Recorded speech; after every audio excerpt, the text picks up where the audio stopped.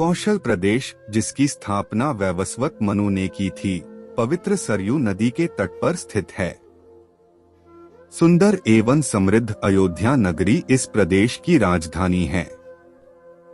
वैवस्वत मनु के वंश में अनेक शूरवीर, पराक्रमी, प्रतिभाशाली तथा यशस्वी राजा हुए, जिनमें से राजा दशरथ भी एक थे।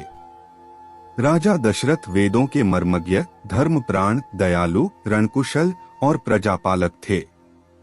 उनके राज्य में प्रजा कष्टरहित, सत्यनिष्ठ एवं ईश्वर भक्त थी। उनके राज्य में किसी का किसी के भी प्रति द्वेष भाव का सर्वथा अभाव था।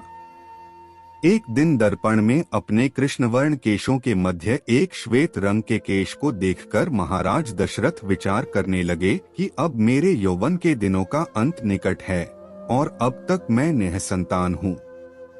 मेरा वंश आगे कैसे बढ़ेगा तथा किसी उत्तराधिकारी के अभाव में राज्य का क्या होगा।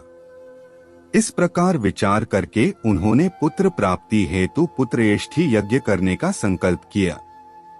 अपने कुलगुरु वशिष्ठ जी को बुलाकर उन्होंने अपना मंतव्य बताया तथा यज्ञ के लिए उचित विधान बताने की प्रार्थना की। उनके विचारों को उचित तथा युक्तियुक्त जानकर गुरु वशिष्ठ जी बोले, हे राजन, पुत्रेष्ठी यज्ञ करने से अवश्य ही आपकी मनोकामना पूर्ण होगी, ऐसा मेरा विश्वास है। अतः आप शीघ्रातिशीघ्र अश्वमेध यज्ञ करने तथा इसके लिए एक सुंदर श्यामकर्ण अश्व छोड़ने की व्यवस्था करें।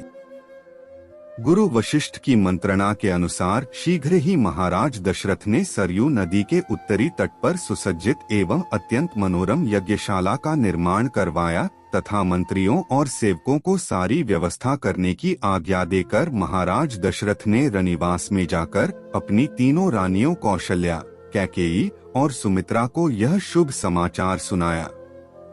महाराज के वचनों को सुनकर सभी रानियां प्रसन्न हो गईं।